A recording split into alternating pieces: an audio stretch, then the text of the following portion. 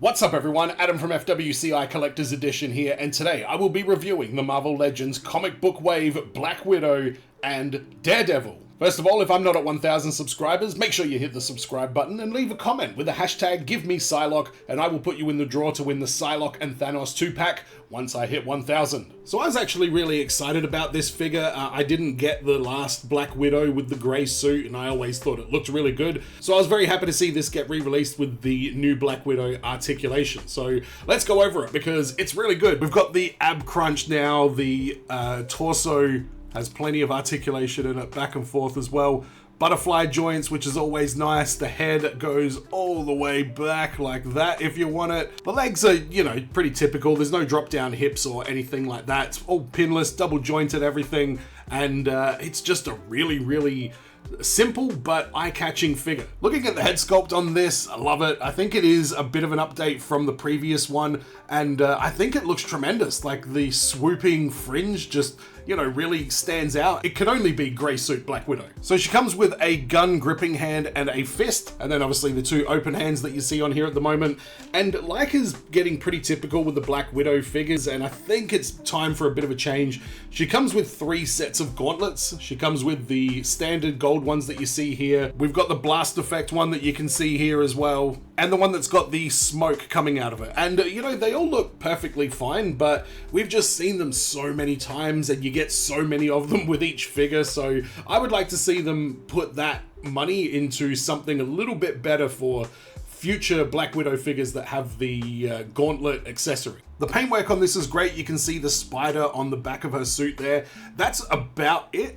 We've got the little spider on the front as well, and obviously a little bit of silver on the zips and up on the collar as well. But bottom half, there is nothing going on in the paint department. It is just all grey. So doing a comparison with the black suit Black Widow, it's obviously, very similar. And I think both of these figures look fantastic. I don't really think there's much faults to point out about either of them. Obviously the gauntlets are slightly different with the smoke and the color of the blast effect, but in terms of the articulation, I really think that these two are top of the line female Marvel Legends. And obviously this means that the heads do swap over perfectly, and these Black Widow heads that we've been getting lately, there's a lot of options to consider when you're posing your Black Widow figures, and I like having that problem. But this head scan might actually be my favorite for a Black Widow figure, so I think whatever my shelf Black Widow figure is going to have this head sculpt on it. And at the moment it's the black suit. I think I might have to change that up and put the grey suit on the shelf instead. At the moment I'm kind of digging this pose here with the blast effect and the smoke on the other one. Like I say, there's not 2 fists, it's just 1 fist and 1 grab hand, so that's the only limitation with it. But like I say, this figure just looks amazing. But I know what you're thinking. What does Quentin Tarantino think about this? Tarantino test.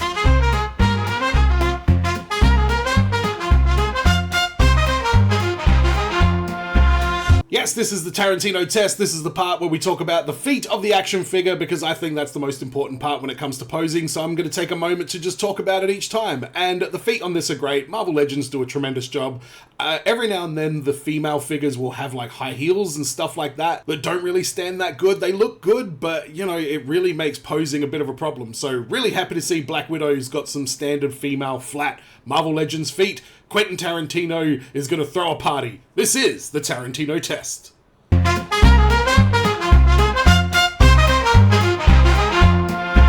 But let's have a look at Daredevil from the comic book wave. This is like the street clothes Daredevil. I really love this body that they've put on this figure with all the articulation in such casual clothing. I feel like this is just going to be a very versatile, body to use for future projects. So just quickly, he comes with a couple of gripping hands. He comes with his white, I don't know if it's his blind stick or if it's his fighting stick or if it's both, but he comes with that. He also comes with a couple of fisted hands and an open grabbing hand as well. So this seems to be like the wave that Marvel is saving a little bit of money on, not giving us all the sets of hands. We only get that comic book, and he comes with a comic book as well, but it's not even really a comic. If they made that like an open comic book that characters could sit there and read, I would absolutely love this wave and I would get every single one. But the comic book that they give us with these, not that great. So in terms of the paintwork of this, there's really not much. We've got some cool sneakers down the bottom there,